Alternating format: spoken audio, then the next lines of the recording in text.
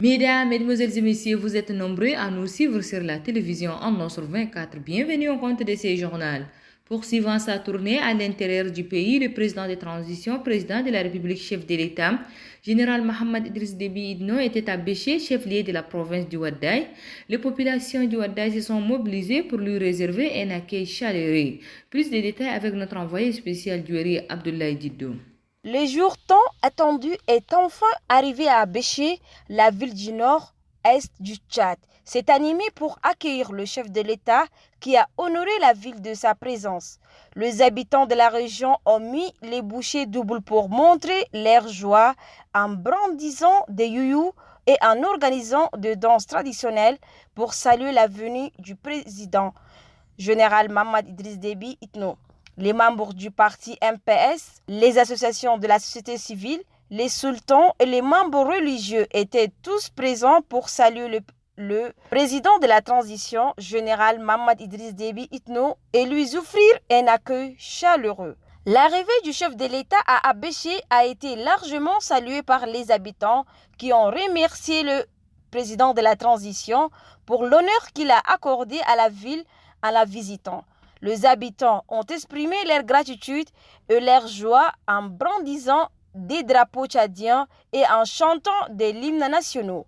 Ensemble, l'arrivée du président de la transition, général Mohamed Idriss Déby Itno à Abéché, a été un moment de fête et de liesse pour les habitants de la ville. Les autorités locales ont salué le président pour sa sollicitude envers les régions et ont exhorté la population à continuer de travailler ensemble pour le développement du pays. Quelques heures après son arrivée, le président de transition, président de la République, chef de l'État, général Mohamed Idriss Déby Itno, a rencontré les forces vives de la province du Ouaddaï. Suivez le reportage de nos confrères de la présidence de la République. Un peu plus d'une heure pour faire à la population du Ouaddaï le point des avancées de la transition, s'imprégner du vécu de ses concitoyens du Ouaddaï et leur annoncer des investissements en vue du développement socio-économique de la province. C'est l'exercice auquel s'est prêté ce 1er octobre 2023 le président de transition, général Mohamed Idriss Déby Itno, arrivé un peu plus tôt à Abéché, 21e étape de sa tournée à travers le pays. Ce sont 800 représentants de toutes les sensibilités sociopolitiques de la province qui ont été conviés à cette rencontre sous la conduite du gouverneur, général Bachar Ali Suleiman. C'est justement au gouverneur que revient la charge de parler au nom de la population du Ouaddaï. Selon général Bachar Ali Suleiman, la population du Ouaddaï est reconnaissante au chef de l'État pour ses efforts inlassables en faveur du développement socio-économique de la province. C'est pourquoi elle lui réitère son engagement à l'accompagner dans ses efforts de conduite du Tchad vers l'émergence, à l'issue de laquelle l'enclavement, l'accès limité à l'eau potable et à l'électricité, le manque d'emploi pour les femmes et la jeunesse, pour ne citer que ceux-là, seront désormais des souvenirs pour sa circonscription administrative. En réponse, le président de transition a instruit la poursuite des actions de développement, ce qui devra transformer le quotidien de la population du Ouaddaï. Le gouvernement du Tchad avait initié un projet d'envergure dénommé Bitaya 2 en vue de solutionner la pénurie récurrente de l'eau dans la ville d'Abéché. La première phase de ce grand projet est aujourd'hui réalisée à plus de 80%. Nous allons entamer très prochainement la deuxième phase qui sera consacrée essentiellement aux travaux sur le réseau de distribution. J'instruis les ministres en charge de la Santé afin de suivre l'état de mise en œuvre de tous les investissements liés aux infrastructures et équipements sanitaires dans la province du Ouaddaï. S'agissant des projets d'infrastructures routières, j'instruis les ministres des infrastructures de tout mettre en œuvre pour que ces importants projets qui nous reliera au Soudan voisin puissent être réalisés dans les délais contractuels et dans les règles de l'art. Des annonces ont été également faites pour l'épanouissement de la femme, l'employabilité de la jeunesse et la scolarité des plus jeunes. Notre école publique a été toujours gratuite et elle doit rester gratuite. Du haut de cette tribune, j'instruis fermement les ministres de l'Éducation de veiller à la gratuité de l'inscription à l'école publique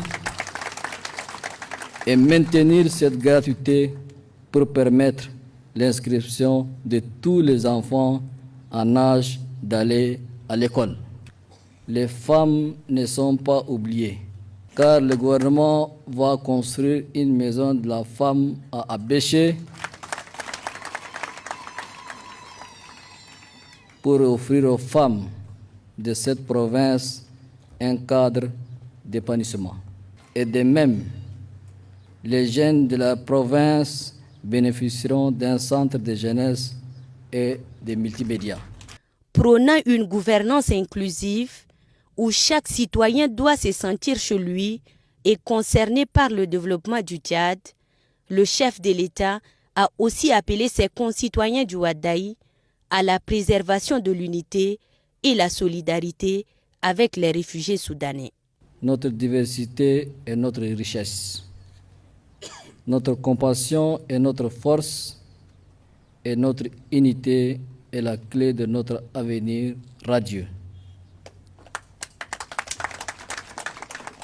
Parlant de cohésion sociale, j'interpelle le cadre du Wadaï à cesser les querelles inutiles qui retardent le développement de cette province et partant du Tchad dans son ensemble.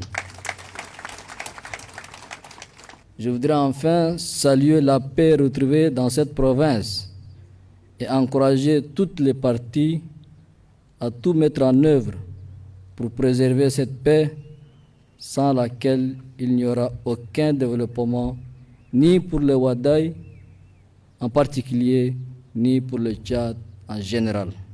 Le Tchad a toujours été une terre d'accueil, de brassage et de solidarité. Je vous encourage vivement à continuer d'accueillir vos frères et sœurs en détresse. Ils ont fui des conditions difficiles et en leur tendant la main, nous démontrons notre humanité et notre solidarité dans cette épreuve. Ces annonces et messages ont provoqué un sentiment de satisfaction au sein de l'assistance qui a ovationné le président de la République. Des ovations qui témoignent non seulement de sa satisfaction, mais aussi de son attachement et partant de toute la population du Wadaï à la vision du chef de l'État, une vision pour un Tchad résolument tourné vers son avenir. D'Abéché, revenons à N'Djamena, où la commune du 5e arrondissement de la ville de N'Djamena a organisé ce 1er octobre 2023 une cérémonie pour honorer les 10 meilleures lauréates du lycée féminin d'Ambriguébi dans la commune du 5e arrondissement. Le point avec Mohamed Toukour. C'est dans le cadre de ces activités pour encourager les élèves dans leurs études. Le maire de la commune du 5e arrondissement de la ville de N'Djamena, Saleh Goudjamala, a honoré les meilleurs lauréats du lycée féminin d'Ambriguébé qui ont obtenu leur baccalauréat avec mention bien et assez bien. Selon le maire Saleh Goudjamala, l'objectif de la remise de cette somme symbolique est de leur permettre de se préparer afin de poursuivre leurs études. Très ravis de ces gestes, les représentants des lauréats se sont relayés pour exprimer leurs remerciements. Nous distribuons de l'argent en somme de 50 000. Vraiment, il nous a aidés, comme le conseiller aussi, mais M. Mohamed Saleh Moussa, il nous a distribué des ordinateurs et puis il nous a donné des bourses universitaires. Vraiment, nous sommes très contents de nos responsables. Vraiment, nous remercions. Rappelons que le maire de la commune du 5e arrondissement, Saleh Goudjamala, a remis une enveloppe de 50 000 à chacune des lauréates. Et puis, il vous souviendra que les autorités en charge de l'éducation nationale ont fixé la rentrée scolaire 2023-2024 pour ce 2 octobre 2022. À ce sujet, une équipe de la radio-télévision en sur 24 a interrogé le proviseur du lycée technique commercial de la paix, M. Adoum Dibrin Dahab, sur l'effectivité de la rentrée. Suivez-les au micro de notre reporter Moussa Mohamed. Nous avons tenu la réunion le samedi avec les enseignants. On avait décidé que la rentrée est prévue pour le 2 octobre 2023. Et Dieu merci, ce matin, tout le monde était là. Comme chacun a déjà son emploi du temps, tout le monde était là. Et de même que les élèves sont là. Et j'ai ordonné aux autres enseignants d'être en classe, même si c'est avec un élève, il faudrait qu'on commence. Donc, Dieu merci, ce matin était quand même bien. Et espérons que dans les jours à venir, que tout le monde va quand même venir.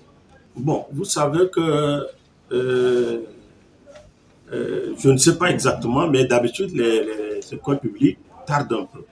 Tardent un peu parce que vous savez que dans le privé, c'est tout le monde qui se mobilise pour vraiment aller inscrire les enfants très tôt. Et pourtant, chez nous, au public, il y a un tout petit retard.